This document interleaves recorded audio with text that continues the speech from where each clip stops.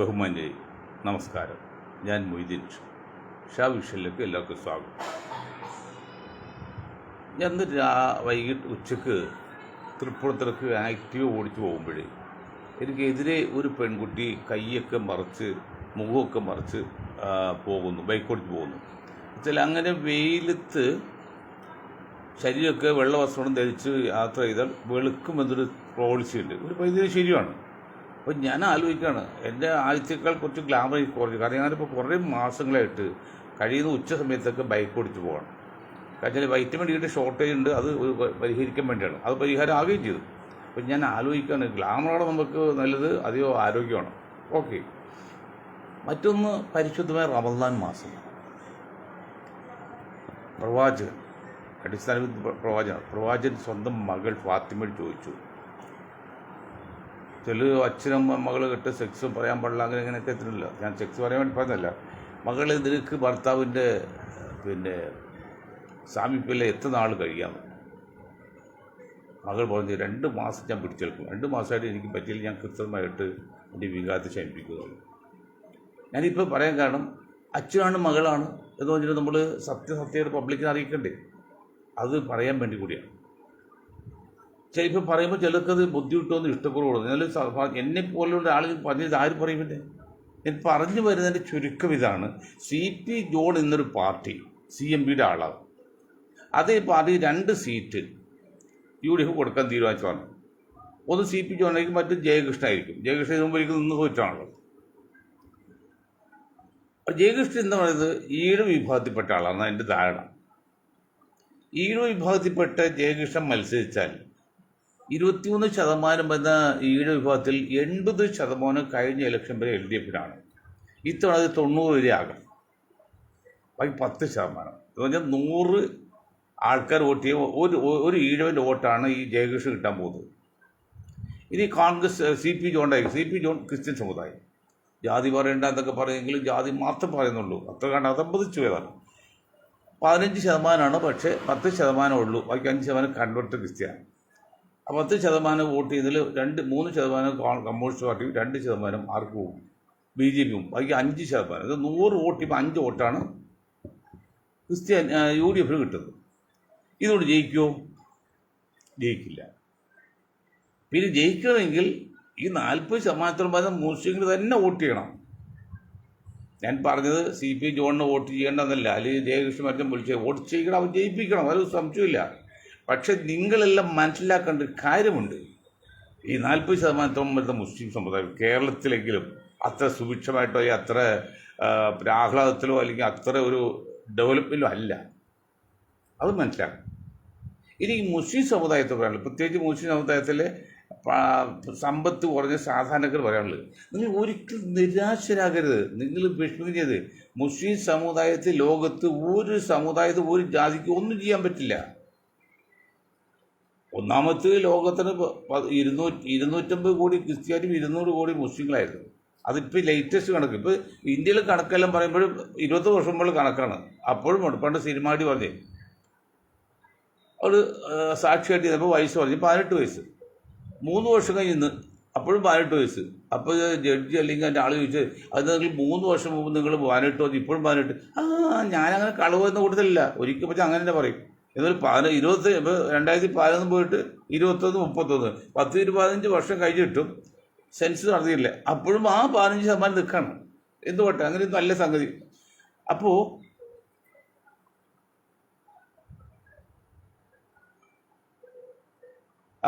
പറഞ്ഞു വരുന്നത് 20% അല്ല, 200 കോടി 210 കോടിയായി ഇപ്പോൾ മുസ്ലിങ്ങൾ, 230 കോടിയായി ക്രിസ്ത്യൻസ് ലോകവ്യാപകമായിട്ട്. തന്നെയുള്ള ഇപ്പോഴത്തെ അവസ്ഥയിൽ അമേരിക്കൊന്നും ഇത് മുസ്ലിം രാഷ്ട്രം ആക്രമിക്കാൻ പറ്റില്ല. കാരണം അങ്ങനെ ആക്രമിച്ചാൽ അവിടെ റഷ്യയും ചൈനയും പിന്നെ കൊച്ചി ഇറക്കണല്ലേ, ഉത്തര കൊറിയയൊക്കെ കൂടെ കൂടും. അതുകൊണ്ട് പേടിപ്പിക്കണ്ട.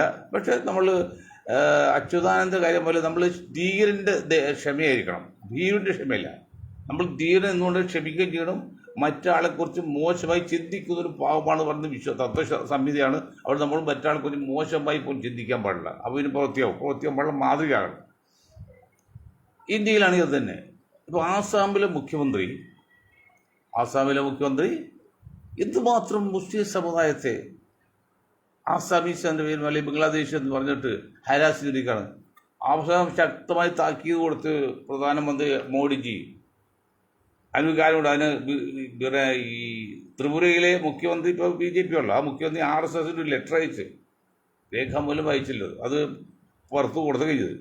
ആവശ്യമില്ലാതെ ഈ സമുദായത്തെ കുറയുക അത് അപകടമാണെന്നും ബംഗ്ലാദേശ് നമുക്ക് ശത്രുവായി, പാകിസ്ഥാൻ ശത്രുവായി, നേപ്പാൾ ശത്രുവായി, ബർമ്മ ശത്രുവായി, മറ്റ് മാലിദ്വീപ് ശത്രുവായി, സിലോൺ ശത്രുവായി, അങ്ങനെ എല്ലാം ഇറാഖിന് ശത്രുവായി, തുർക്കി ശത്രുവായി, എല്ലാം ശക്തിയായി. പിന്നെ എവിടെ പോയിട്ട് നമ്മൾ ജീവിക്കുക?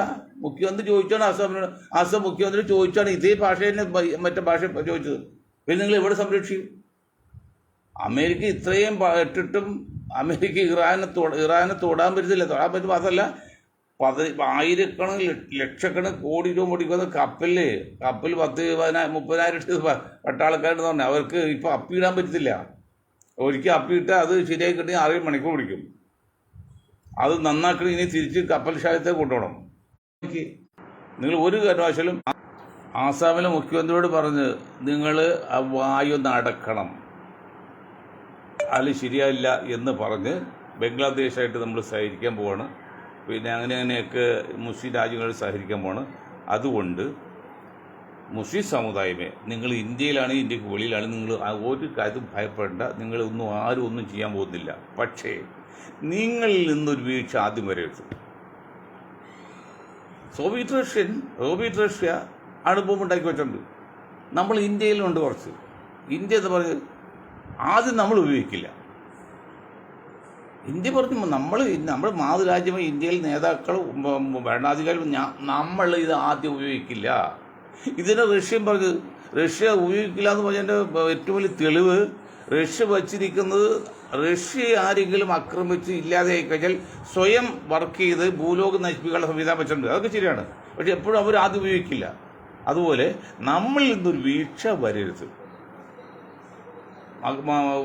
നിസ്സാര കാര്യങ്ങൾക്ക് വേണ്ടി മറ്റുള്ള സമുദായത്തെ കുറ്റപ്പെടുത്തുകയോ മറ്റുള്ള വ്യക്തികളെ കുറ്റപ്പെടുത്തുകയോ സ്വയം കുറ്റപ്പെടുത്തുകയോ ചെയ്യാൻ പാടില്ല. നമ്മൾ മാതൃകയായിരിക്കണം. ഇസ്ലാം മതം അതിനെ പറ്റിയതാണ്.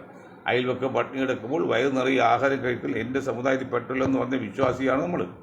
മറ്റാൾക്കൊരു മോശമായി ചിന്തിക്കുന്ന പാവമാണെന്ന് പറയുന്ന തത്വസംഹിതയാണ് നമുക്ക്. അപ്പോൾ നമുക്ക് ഒരു കാരണവശാലും മറ്റാളെക്കുറിച്ച് മോശമായി ചിന്തിക്കാൻ പറ്റില്ല, പ്രവർത്തിക്കാൻ പറ്റില്ല. അപ്പോൾ നമ്മൾ മാതൃക പുരുഷനും ദമ്പതിയായിരിക്കണം. പിന്നെ നമ്മൾ ഇത് വരാനും പാടില്ല. അവിടെ നിന്ന് ആക്രമിക്ക് കിട്ടിയില്ല. നമുക്ക് അതൊക്കെ ഒരു ടോട്ടൽ പറയും. നമ്മൾ കേരള രാഷ്ട്രീയത്തിൽ കിടന്നാൽ CP ജോൺ സാറ് പറഞ്ഞ് ഞാൻ വ്യക്തിപരമായിട്ട് പറഞ്ഞത് സങ്കടമുണ്ട്. ചെയ്യാം, എനിക്ക് പറയാതിരിക്കാൻ പറ്റില്ല. എൻ്റെ പ്രവാചകനും മകളുടെ കാര്യത്തിൽ പറഞ്ഞാണ്. ഇതിൽ പറഞ്ഞെങ്കിൽ ആര് പറയും? അവർ രണ്ടുപേരും നിൽക്കാൻ നിങ്ങൾ ജയിപ്പിക്കുന്നത് സംശയക്കാത്തില്ല. പക്ഷേ കേവലം പിണറായി സഖാവ് കേരളത്തിൽ മുഖ്യമന്ത്രി ആയതിന് പേരിൽ 21% ഉണ്ടായിരുന്ന ഈഴവ വിഭാഗത്തിൽ നിന്ന് 4 മന്ത്രിസ്ഥാനം കൊടുത്തുള്ളൂ. മറിച്ച് 9% ഉണ്ടായിരുന്ന നായർ വിഭാഗത്തിന് ഒരു ഡെപ്യൂട്ടി സ്പീക്കർ ഉൾപ്പെടെ 11 മന്ത്രിസ്ഥാനം കൊടുത്തു. നോക്കണം, 9%-ന് 11 മന്ത്രിസ്ഥാനം കൊടുത്തു. 21% ഈഴവന് 4 കൊടുത്തു. കാരണം എന്താ? മുഖ്യമന്ത്രി പ്രധാന പോയിന്റ് മുഖ്യമന്ത്രിയാണ്. ചീഫ് മിനിസ്റ്റർ വിജയൻ ഈഴവനായതുകൊണ്ട് ഞങ്ങൾക്ക് കംപ്ലീറ്റ് വേണമെന്ന് പറയല്ല, അത് കൊടുത്തു. അതിനർത്ഥം കമ്മ്യൂണിസ്റ്റ് പാർട്ടി ഓഫ് ഇന്ത്യയെ നയിക്കുന്നത്, നിയന്ത്രിക്കുന്നത്, കൊണ്ടുനടക്കുന്നത് ഇവിടുത്തെ സവർണ ലോബിയാണ്. അത് പറയാതിരിക്കാൻ പറ്റില്ല. വിജയൻ സഖാവെ സവർണ ലോബിയാണ്. അത് ഹിന്ദുത്വം വേറെ, ഹിന്ദു വേറെ. ഹിന്ദുത്വം എന്ന് പറയാൻ ഞാൻ പറഞ്ഞില്ല കേട്ടോ, സവർണ ലോബിയാണ്. അങ്ങനെയെങ്കിൽ കണക്ക് രണ്ടും തുല്യമായിരിക്കണമല്ലോ. ഒരു വല വെച്ച് അങ്ങോട്ടും കിടക്കണ്ടേ? അങ്ങനെയെങ്കിൽ 9% വരുന്ന ഒരു നായർ മുഖ്യമന്ത്രി ചാർജ് കേൾക്കുമ്പോൾ 40% വരുന്ന മുസ്ലിങ്ങൾക്ക് എത്ര മന്ത്രിസ്ഥാനം കൊടുക്കണോ? എത്ര അവർ അംഗീകരിക്കണം? എത്ര അവസരം കൊടുക്കും അവർക്ക്? അവർ തളികയിൽ കൊണ്ടുകിടക്കണം. വെറുതെ നടക്കില്ല. ജനാധിപത്യത്തിന് ആണ് ഇപ്പോൾ പല ആധിപത്യ ലോകത്തിനെങ്കിലും ഏറ്റവും നല്ല ജനാധിപത്യമാണെന്നാണ് ഇപ്പോൾ പറയുന്നത്. പക്ഷെ അതിൽ വെച്ച് ഏറ്റവും വലിയ അപകടം എന്താ അറിയോ? 2-3 അപകടമുണ്ട്. ഒന്ന്, നമുക്ക് വോട്ട് ചെയ്യാൻ മാത്രമേ അവകാശമുള്ളൂ, തിരിച്ചു വിളിക്കാൻ അവകാശമില്ല. പണ്ട് നോട്ട വന്നിരുന്നത്, അത് തിരിച്ചു വിളിക്കാനല്ല, നമുക്ക് പ്രതീക്ഷ അതിപ്പോൾ എടുത്തു കളഞ്ഞു. മറ്റൊന്ന്, ജനാധിപത്യം ഏറ്റവും വലിയ പോരായ്മ എന്ന് പറഞ്ഞത് അവിടെ ഭൂരിപക്ഷത്തിനാണ് സ്ഥാനം. ഭൂരിപക്ഷം പറയുന്നത് എപ്പോഴും എന്നും ശരിയായിക്കൊള്ളുന്നില്ല. മറ്റു അപകടം, നമ്മളൊരു വാർഡിൽ 1000 വോട്ടുണ്ട്. ആ 1000 വോട്ടിൽ വാർഡിൽ ആകെ 3 വോട്ടാണ് ചെയ്തോളൂ. അതിൽ 2 വോട്ട് കിട്ടിയാൽ ജയിക്കുകയാണ്. അത് 97 പേര് പുറത്ത് നിൽക്കുകയാണ്. പക്ഷെ ഈ 2 വോട്ട് ജയിച്ച ആളാണ് പിന്നെ അധികാരി. അങ്ങനെ ഒരുപടി മോശമുണ്ട് ജനാധിപത്യത്തിൽ, പോരായ്മയുണ്ട്. എങ്കിൽ തൽക്കാലം ജനാധിപത്യം തന്നെ നിൽക്കുന്നത്. ആ ജനാധിപത്യത്തിൽ വല്ല വോട്ടിംഗ് കപ്പാസിറ്റി ഭൂരിപക്ഷമാണ് നോക്കുന്നത്. ഒരാൾക്ക് ഒരു വോട്ടുള്ളൂ. അപ്പോൾ എത്ര വോട്ട് വേണം? ഭൂരിപക്ഷമുള്ള ആൾക്കാർക്ക് അവിടെ പ്രസക്തിയുണ്ട്. ജനാധിപത്യ യുഗത്തും ജനാധിപത്യ രാജ്യത്തും ജനാധിപത്യ കാലഘട്ടത്തിലും ഇതൊക്കെ ന്യായമാണ്. അങ്ങനെ വരുമ്പോൾ 40% വരുന്ന മുസ്ലിം വോട്ടർമാരുള്ള കേരളത്തിൽക്കാരുണ്ട്, ഇന്ത്യക്കാർ. പിന്നെ കേരളത്തിൽ കേവലം ആ 9% നായർ വിഭാഗത്തിൽ ആൾക്ക് മുഖ്യസ്ഥാനം കൊടുക്കുമ്പോൾ ഈ വിഭാഗത്തിന് പിണറായി വിജയൻ ചെയ്ത പോലെ ചെയ്യുകയാണെങ്കിൽ എത്ര മന്ത്രിസ്ഥാനം കൊടുക്കണം? മുഴുവൻ മന്ത്രിസ്ഥാനം കൊടുത്താലും തീരുമോ? പക്ഷെ എത്ര കൊടുക്കും?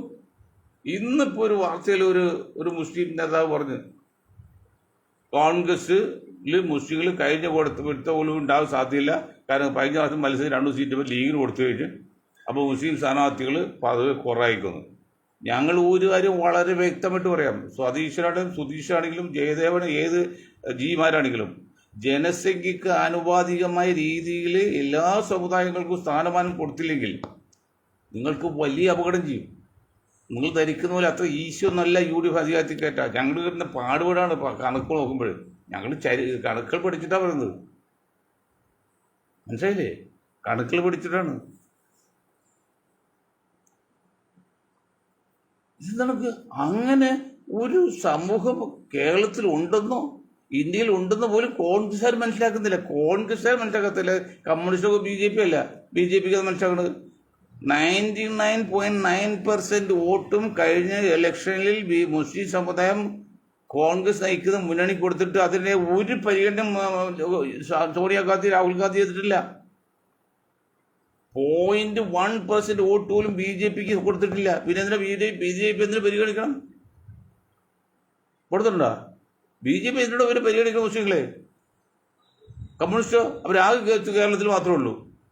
അത് കേരളത്തിൽ ആകെ 10% വോട്ട് കൊടുക്കുന്നത്. ഇത്തവണ അത് 3% അത്ര ബാക്കി കോൺഗ്രസിന്. അപ്പോൾ 97% കേരളത്തിലും 99.19% വോട്ട് ദേശീയ ലെവലിലും കോൺഗ്രസും മുന്നണി കൊടുത്തിട്ട് ഈ സമുദായത്തോട് നിങ്ങൾ എന്ത് നീതി കാണിച്ച് കണക്കുകൾ ഉദ്ധരിക്കണം. ചിരിച്ചു കളിച്ച് അവരെ കണക്കുകൾ ഉദ്ധരിച്ച് വേണം. 99.9% വോട്ട് മുസ്ലിം സമുദായം ഇന്ത്യൻ നാഷണൽ കോൺഗ്രസ് നയിക്കുന്ന ഇന്ത്യ മുന്നണി കൊടുത്തിട്ട് നാളെ ഇതുവരെ നിങ്ങൾ എന്ത് ചെയ്തു? നിങ്ങളിപ്പോൾ ഒരു നേതാവുണ്ടോ? ഇവിടെ 20% വരുന്ന ദളിതുകൾ 20 പാർട്ടിയിലാണ്. അതിൽ കൊണ്ടുവന്ന് നിങ്ങളൊരു ഖാർഗെ ദേശീയ പ്രസിഡന്റാക്കിയ കഴിവേറി മക്കളെ. അങ്ങനെ തന്നെ പറയണത്, വിട്ടുവീഴ്ച ചെയ്യാൻ പറ്റില്ല. 20% മാത്രമുള്ള ദളിതുകൾ 20 പാർട്ടിയിലാണ്. 20 പാർട്ടിയിൽ ആണ്. എന്നിട്ട് അതിനെ കൂടെ നിങ്ങൾ AIC പ്രസിഡന്റ് ആക്കിയല്ലോ.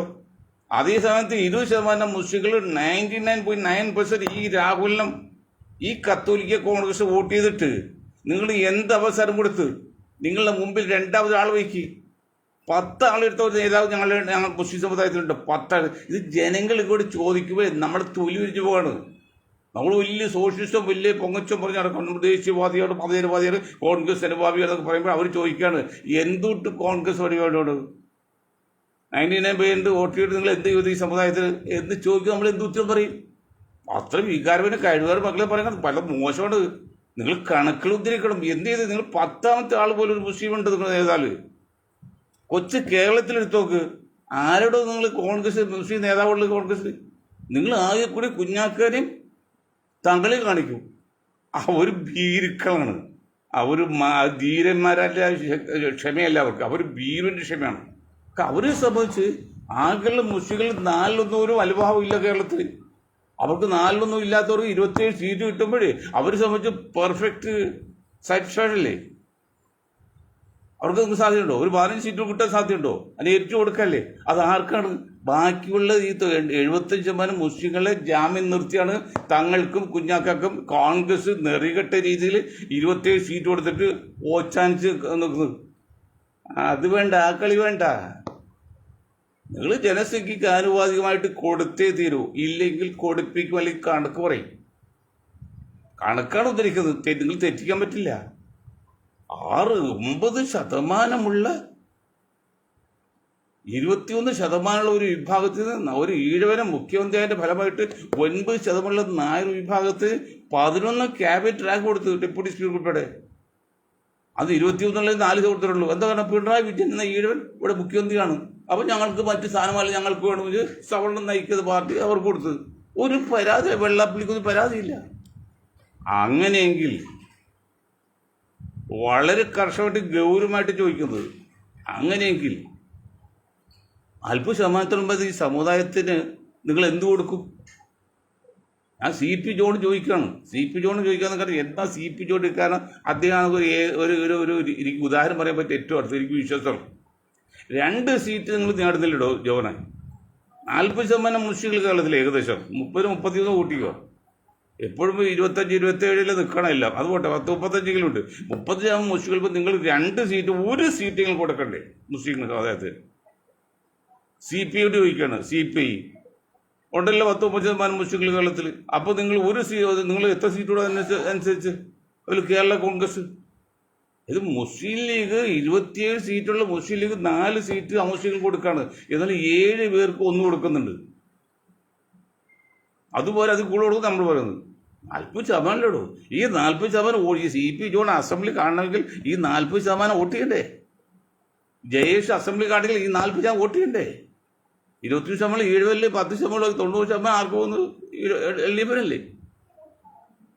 അപ്പൊ നിങ്ങൾ എന്ത് ചെയ്യണം? നിങ്ങൾ പോയി, ഞാൻ ഇയാള് പെട്ടില്ല, നമ്മുടെ ഈ ഒരു ഉത്തരട്ടല്ലോ, നമ്മുടെ പാർട്ടി, നമ്മുടെ പാർട്ടി കൊല്ലത്തുകാർ പാർട്ടിയുണ്ട്.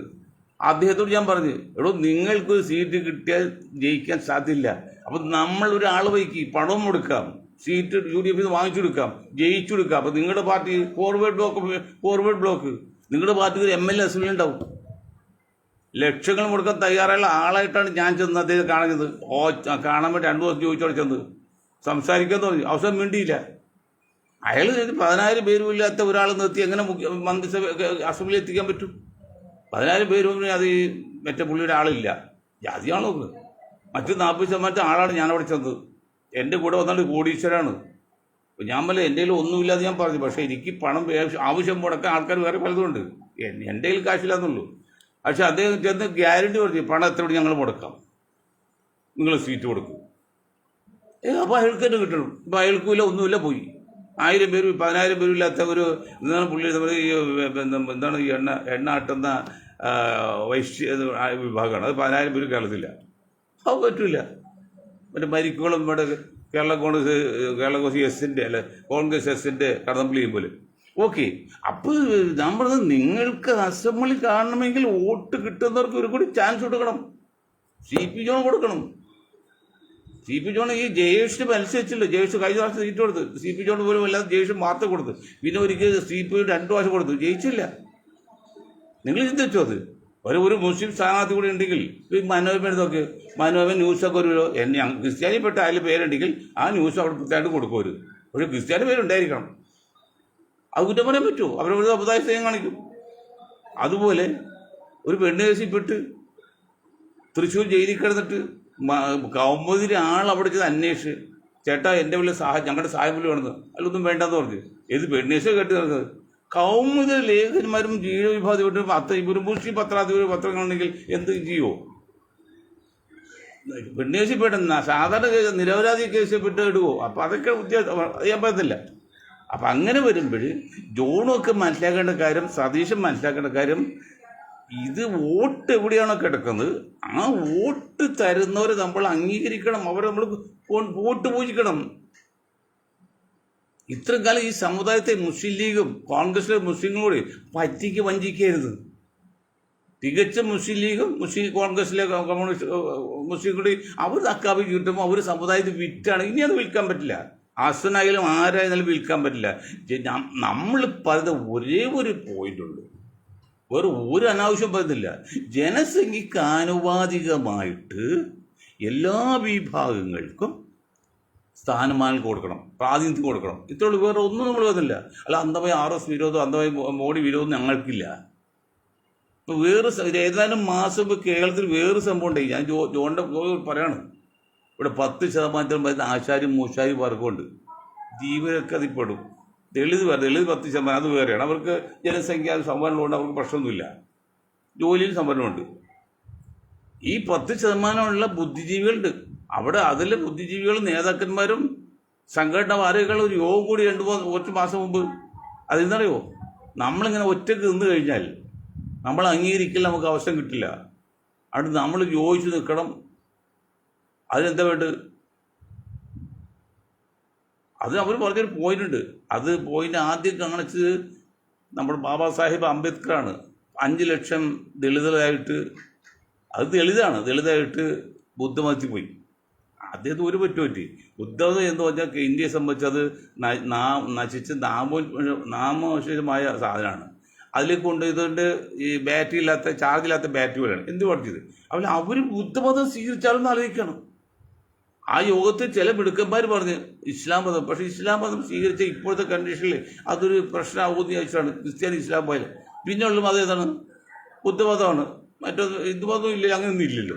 അങ്ങനെ ബുദ്ധമതം സ്വീകരിച്ച് ഞങ്ങളെല്ലാവരും ഒരു ജാതിയായിട്ട് കാണിച്ചാൽ എങ്ങനെ ഇരിക്കും എന്നുള്ള ചിന്തിച്ചുകൊണ്ടേ ഒരു അങ്ങനെ ബുദ്ധമതം സ്വീകരിക്കുക. ഒരു ജാതിയുടെ പേര് പറഞ്ഞ് കഴിയുമ്പോൾ എത്ര പേരുണ്ട്? 10% 40 ലക്ഷം പേര് വരും.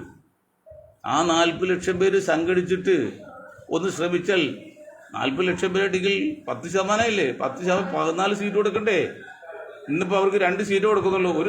ഒരു മുന്നണി ഒരു സീറ്റ്, മറ്റു മുന്നണി ഒരു സീറ്റ്, ബാക്കി 13 സീറ്റ് കൊടുക്കണ്ടേ? ഈ 13 സീറ്റ് കൊടുക്കുമ്പോൾ ഈ 9% 10% കൈയടിക്കാൻ അവസരം പോകില്ലേ? അതാണ് നിലാവില്ലെന്ന് കരുതി നേരം വെളുപ്പ് കക്കുന്നത്. ചില സമുദായങ്ങളിലെ മണ്ടത്തരം കൊണ്ട് കഴിവേട് കൊണ്ടും അവർ കണ്ണടിച്ചപ്പോൾ അവൻ മുഴുവൻ എടുക്കാന്ന് വെച്ചു. അപ്പോൾ ഇതൊന്നുമില്ലാതെ ഞാൻ ഇന്ന് ഇടപെട്ട കേസുണ്ട്. ഒരു പൈപ്പ് ലൈൻ റോഡിൽ ഒരുത്തൻ പൈപ്പ് ലൈൻ റോഡ് വന്ന ഡബിൾ ലൈൻ എടുത്തിട്ട് പകുതിയോളം വഴിയുള്ളൂ, ബാക്കി പകുതി വെറുതെ ഇറക്കാം. അവിടെ ഒന്നിറക്കി പിടിച്ചു, പിന്നെ ഒന്നിറക്കി പിടിച്ചു, പിന്നെ വേറെ 4ാമത് ഇപ്പോൾ ഒരു പെട്ടിക്കട പോലെ പുറത്തേക്ക് വെച്ച്. അപ്പം ഞാൻ പറഞ്ഞു, മക്കളെ, നമ്മൾ ഈ രാജ്യം ഭരിക്കുന്ന കക്ഷികളായിട്ട് ബന്ധമുള്ളതാണല്ലോ, നമ്മൾ പൊളിറ്റീഷ്യനാണല്ലോ. നിങ്ങൾ ഓരോന്ന് ഇറക്കി പിടിച്ച് ഫുട്പാത്തിൽ എടുത്താൽ അത് നിങ്ങൾക്ക് മുഴുവൻ പോവില്ലേ? ആദ്യം ഒന്ന് ഇറക്കി പിടിപ്പിച്ചോ, ഒക്കെ സംഭവിച്ചു, കുഴപ്പമില്ല. എന്ന് ഇപ്പോൾ അങ്ങനെ പൊളിക്കാൻ പോകണം, അല്ലെങ്കിൽ മുഴുവൻ പോകുമെന്ന് പറയും. അതുപോലെ അങ്ങനെ നിങ്ങൾക്ക് അവസരം കിട്ടി. അന്ന് അവസരം കിട്ടി. ഉമ്മൻചാണ്ടിയും ആന്റണിയും കരുണാകരനും ഒക്കെ ഈ സമുദായത്തെ പറ്റിച്ചു, വഞ്ചിച്ചു. കരുണാകരൻ പിന്നെയും ചെയ്ത്, ഇന്ദിരാഗാന്ധി പിന്നെയും ചെയ്ത്. അതിനുശേഷം ഈ ആന്റണിയും, അതിനുശേഷമാണ് ഈ സമുദായം പാടെ മറന്നുപോയത് ഇന്ത്യയിലും കേരളത്തിലും. ആകെ 40% മുസ്ലിം സമുദായത്തിൽ മുഖ്യമന്ത്രിയായിട്ട് എത്ര പേരുണ്ടായത്? ആകെ ഒരു CH പോയ മതമേ ഉള്ളൂ. അത് 48 ദിവസമാണ്. ഞങ്ങളുടെ ഭാഷ പറഞ്ഞ ഈ ശബരിമല സീസണിൽ ഒരു പക്കം പറയും, അത്രേ ഉണ്ടാവുള്ളൂ. അപ്പോൾ ഈ ആന കാലുവാരി താഴെ ഇറക്കി. ഈ ആനയുടെ നഷ്ടം മറക്കാൻ വേണ്ടി പോയി എന്താണ് തിരൂരങ്ങാടിയിൽ നിർത്തി. 99% മുസ്ലിങ്ങൾ തിരൂരങ്ങാടി നിന്ന് ആന നിന്ന് ക്രിസ്ത്യാനിയെ 2 ലക്ഷത്തിൽ മത്സരിപ്പിച്ച് മുഖ്യമന്ത്രി ആക്കിയാണ്. ആ സ്ത്രീയൊന്നും കാണിച്ചില്ല. അത് മണ്ടനായ പിന്നെ K. മുരളീധരൻ മന്ത്രിയെ കൈബന്ധി ചെയ്ത് മത്സരിച്ച് തോറ്റുപോയി, നാണക്കേടായി. ഇപ്പം മന്ത്രിയായി തോറ്റുപോയ ഒരേ ഒരു ആൾ മാത്രമേ ഉള്ളൂ. PSC ചോദ്യമുണ്ട്, PSC അത് K. മുരളീധരനാണ്. ആ പുള്ളി മണ്ടത്തിനെ കാണിച്ചു. അല്ലെങ്കിൽ ഇത്രയും ശക്തമായി എതിരൊപ്പം ഈ കോൺഗ്രസിനെ വിശ്വസിക്കാവോ? ഒരു കാലുമാറ്റം ഒരു പര്യായമല്ലേ? കോട്ടെ ഒന്നുമില്ലാതെ. അപ്പം അതുകൊണ്ട് പറഞ്ഞു വരുന്നത്, ജോണായാലും സതീഷനായാലും 99.9% വോട്ട് ചെയ്ത മുസ്ലിം സമുദായത്തെ ഇന്ത്യൻ നാഷണൽ കോൺഗ്രസ് നയിക്കുന്ന പ്രതിപക്ഷ മുന്നണി അല്ലെങ്കിൽ ഇന്ത്യ മുന്നണി മാന്യമായിട്ട് അംഗീകാരം കൊടുത്തില്ലെങ്കിൽ ഞങ്ങൾക്ക് മാർച്ച് ചിന്തിക്കേണ്ടി വരും. ഒരു കാര്യം പറയാം, അതിൽ പകുതി വോട്ടാണ് BJP കൊടുത്തെങ്കിലോ ഇന്ന് പ്രധാനമന്ത്രി ആയതിനെ. നിങ്ങൾ കുറ്റം പറഞ്ഞ ഈ BJP ഇല്ലേ, RSS ഇല്ലേ, അതിൽ പകുതി വോട്ട് BJPക്കോ മോഡിക്കോ കൊടുത്തെങ്കിൽ ഇന്ന് ഇന്ത്യയിൽ പ്രധാനമന്ത്രി ഉണ്ടാവും. ഞങ്ങൾ ഗ്യാരണ്ടി ചെയ്യാം. ഇത് തൊട്ടടുത്ത് ഇരുത്താൻ പോലും നേതാവുണ്ടോ? ഇതൊക്കെ ചോദിക്കാനും പറയാനും ആളില്ലാതെ ആയിപ്പോയി. ഇനി അത് പാടില്ല. കഴിഞ്ഞൊക്കെ പോയി. കഴിഞ്ഞെല്ലാം പോയിട്ട് കൊണ്ട് പറയല്ല. ഇനി ജനസംഖ്യയ്ക്ക് ആനുപാതികമായിട്ട് എല്ലാ കാര്യങ്ങളിലും എല്ലാവർക്കും കൊടുക്കും, ഒരാൾക്ക് മാത്രമല്ല. മുസ്ലിങ്ങൾക്ക് മാത്രം കൊടുക്കാൻ നമ്മൾ ഒരിക്കലും പറയില്ല. നമ്മൾ മുസ്ലിം വേണ്ടി ബാധിക്കുന്ന പാർട്ടിയല്ല, ജനതാദൾ നാഷണലിസ്റ്റ് മുസ്ലിങ്ങൾക്ക് വേണ്ടി ബാധിക്കുന്ന പാർട്ടിയല്ല. പക്ഷെ നീതി, സാമൂഹ്യ നീതി അത് വേണം. വെള്ളം കുടിക്കും. UDF ഇങ്ങനെ പോയാൽ വെള്ളം കുടിക്കും, സംശയമൊന്നുമില്ല. പലരും BJPയിലേക്ക് കോൺഗ്രസ് പിന്നെ കമ്മ്യൂണിസ്റ്റ് പോയിക്കൊണ്ടിരിക്കുകയാണ്. അത് മനസ്സിലാക്കണം. അതുകൊണ്ട് നിങ്ങൾ ന്യായമായിട്ടും വരുന്ന അസംബ്ലി തെരഞ്ഞെടുപ്പിൽ ജനസംഖ്യയ്ക്ക് ആനുപാതികമായിട്ട് ഏതാണ്ട് 1/3 കണക്കാക്കിയാൽ 47 സീറ്റ് മുസ്ലിം സമുദായത്തിൽ കൊടുക്കണം മൊത്തം. അത് നിങ്ങൾ ലീഗിന് എത്ര കൊടുത്തോ പ്രശ്നമല്ല, അത് നിങ്ങളുടെ ഇഷ്ടം. അതിൽ എത്ര മുസ്ലിങ്ങളുണ്ട് അത് ബാക്കി വേണം. ബാക്കിയായിട്ട് 23 മുസ്ലിമാണ് ലീഗിലുണ്ട്, ബാക്കി 4 പേര് നോൺ മുസ്ലിമാണ്. 23 പോയിട്ട് ബാക്കി 24, 2 ഡസൻ മുസ്ലിം സ്ഥാനാർത്ഥികൾ ഇന്ത്യൻ UDF ഇല്ലെങ്കിൽ ചോദ്യം ചെയ്യും. ആ ചോദ്യം ചെയ്താൽ അത് അപകടമാകുകയും ചെയ്യും UDFന്. അങ്ങനെ എന്ത് ത്യാഗം സഹിച്ച് സതീശനെന്ന് മുഖ്യമന്ത്രിയാക്കാനും ധാരണ നമുക്കില്ല, നമുക്ക് ആവശ്യമില്ലായിരുന്നു. മാന്യമായിട്ട് ഒത്തുതീർപ്പാണെങ്കിൽ ഓക്കെ, സതീശന് ആരും മുഖ്യമന്ത്രിയായിട്ട്. ഇന്നലെ നമ്മൾ വാക്ക് പറഞ്ഞ് ഈ 9% നായർ വിഭാഗത്തിൽ മുഖ്യമന്ത്രി സ്ഥാനം ആഗ്രഹിക്കുന്നത് UDF ക്ഷീണമാണെന്ന് നമ്മൾ പറഞ്ഞു. എങ്കിലും മുസ്ലിം എന്ന നിലയിലും പിന്നെ മുസ്ലിം ലീഗ് എന്ന നിലയിലും ഞങ്ങൾ ആരും ഒരു നായർ മുഖ്യമന്ത്രി എതിരില്ല. പ്രധാനമായിട്ട് 3 പോയിന്റ്: റവന്യൂ, ആഭ്യന്തരം, CM. ഇത് 3 മുസ്ലിങ്ങൾക്ക് വേണ്ട. അത് ലീഗ് ഉൾപ്പെടെ പറയുന്ന കാര്യമാണ്. അവിടെ ഞങ്ങൾ കുറ്റം പറയാൻ പറ്റില്ല, അത് നിങ്ങളെടുത്തോ, ഒരു കുഴപ്പമില്ല. പക്ഷെ ജനസംഖ്യക്ക് ആനുപാതികമായിട്ട് സ്ഥാനമാനങ്ങൾ വേണം. അത് ചെയ്തില്ലെങ്കിൽ അപകടമാണെന്ന് പറഞ്ഞുകൊണ്ട് ഞാൻ എൻ്റെ വാക്കുകൾ നിർത്താൻ നിങ്ങൾക്ക് ഒരായി നിന്ന് ജയ് ഹിന്ദ്.